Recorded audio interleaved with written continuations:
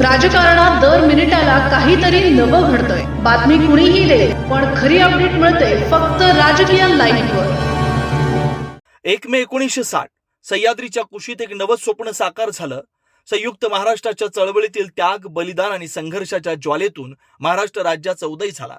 त्या ऐतिहासिक क्षणी नव्या राज्याचा मंगल कलश हातात घेत यशवंतराव चव्हाण यांनी महाराष्ट्राच्या पहिल्या मुख्यमंत्री पदाची शपथ घेतली आणि नव्या युगाची सुरुवात झाली. भाषिक प्रांत रचनेच्या वादळानंतर मुंबई महाराष्ट्रात आली.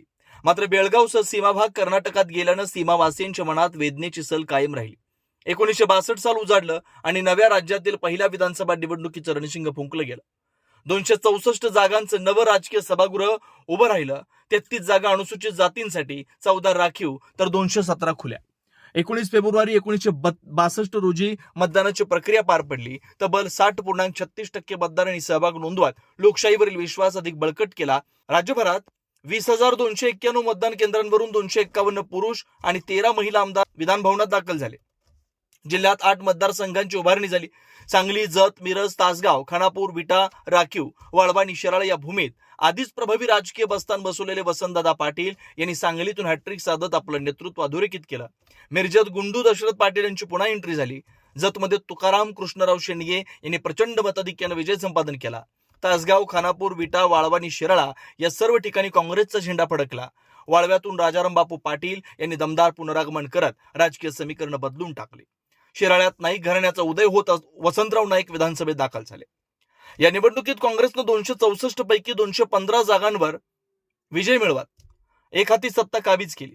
नव्या महाराष्ट्राच्या घडणीत अभ्यासू आणि धोरणी नेतृत्व म्हणून ओळख असलेल्या राजाराम बापूंना पहिल्याच मंत्रिमंडळात स्थान मिळालं. महसूल, उद्योग, वीज, नागरी पुरवठा, सहकार, वन अशी महत्वाची खाती त्यांच्या खांद्यावर आली.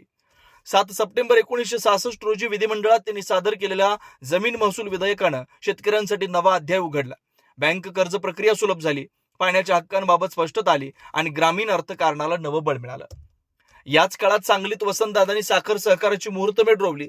सहकाराच्या या राजकारणातून जिल्ह्याचा विकास मार्ग आकार घेत होता. पण त्याचबरोबर बापू आणि दादा यांच्यातील राजकीय दुरावा हळूहळू वाढू लागला.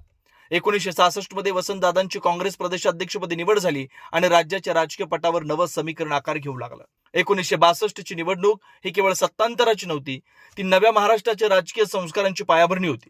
संघर्षातून जन्मलेल्या राज्यात नेतृत्व, विचारधारा आणि सत्तेच्या आकांक्षा यांचा संगम झाला. सह्याद्रीच्या साक्षीने उभा राहिलेला हा काळ महाराष्ट्राच्या राजकीय इतिहासात सुवर्ण अक्षरांनी कोरला गेला, जिथं स्वप्न होतं विकासाचं आणि ध्यास होता लोकशाही मजबूत करण्याचा.